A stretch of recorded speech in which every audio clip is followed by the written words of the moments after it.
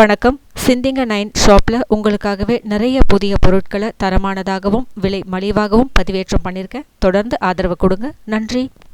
சிந்திங்க 9 சேனல் சொந்தங்கள் எல்லாருக்கும் அன்பான வணக்கங்கள். இன்றைக்கி நம்ம சேனல் ஆன்மீக தகவல் பகுதியில் சாஸ்திரங்கள் சில இதை தான் நாம் பார்க்கலாமா? மனைவி கணவனுக்கு வெற்றிலை மடித்து கொடுக்கலாமே தவிர கணவன் மனைவிக்கும் மகன் தாய்க்கும் மகள் தந்தைக்கும் வெற்றிலை மடித்து தரக்கூடாது. குரு, ஜோதிடர், வைத்தியர், சகோதரி, ஆலயம் இங்கேயெல்லாம் செல்லும்பொழுது வெறும் கையுடன் செல்லாமல் மலரோ அல்லது கனியோ வாங்கி செல்லலாம். தலையையோ உடம்பையோ வலது கையினால் மட்டுமே சொரிய வேண்டும். 2 கைகளாலும் சொரியக்கூடாது. 2 கைகளாலும் தலைக்கு எண்ணெய் தேய்க்கக்கூடாது. வலது உள்ளங்கையில் எண்ணெய் ஊற்றி தலையில் தேய்க்க வேண்டும்.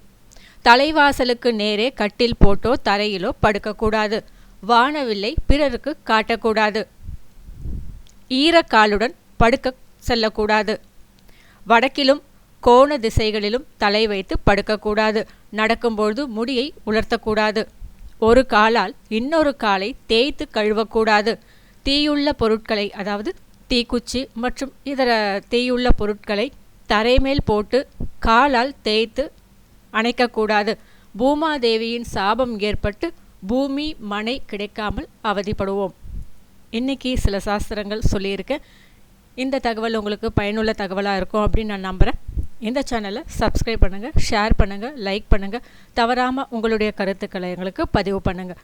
இதே போல் வேறு ஒரு புதிய பதிவுடன் சந்திக்கும் வரை வணக்கம்.